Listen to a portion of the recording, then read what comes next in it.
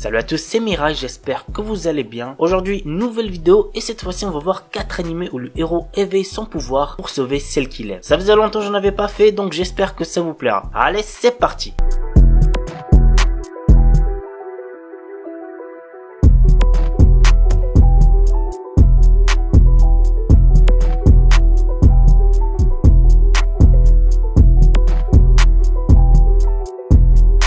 Kuro Mukuro. Yukina Shirahane est en dernière année de lycée et doit commencer à songer sérieusement à son avenir. Le problème c'est que ses résultats scolaires sont éclatés. Un jour, alors qu'elle rend visite à sa mère sur son lieu de travail, elle est témoin d'une attaque de Oni. Au cours de l'attaque, elle remarque une lumière rouge sur un artefact mystérieux et pose sa main dessus. Elle éveille ainsi Kenosuke Tokisada Oma, un homme vraisemblablement venu du passé qui la prend pour sa princesse. L'anime a pour genre action, comédie, drame, mystère, science-fiction et pour thème aliens, extraterrestres, combat, guerre, mecha, politique, samouraï.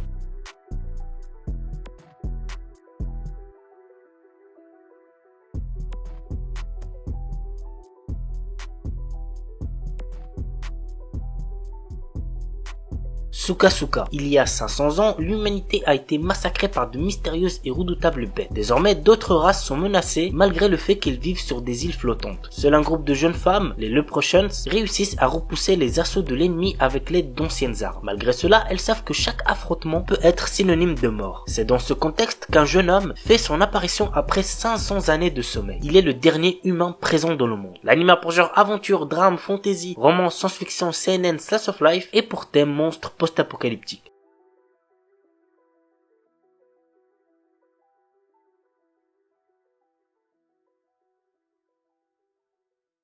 Devil's Light. Tsukasa, une jeune étudiante de Tokyo, se fait attaquer par un vampire hors de contrôle. Fort heureusement pour elle, elle est sauvée de justesse par Anzai, un policier moitié humain, moitié vampire, qui utilise ses facultés surnaturelles pour réprimer les vampires qui n'arrivent pas à résister au sang humain. Désormais sous sa protection, Tsukasa et Anzai vont peu à peu se rapprocher. Néanmoins, le monde ne semble pas prêt d'accepter leur relation et Anzai arrive de moins en moins à contenir ses pulsions de vampire. L'anime a pour genre action, drame, horreur, épouvante, romance surnaturelle et pour thème vampire. Il est déconseillé aux moins de 16 ans puisqu'il contient beaucoup de violence.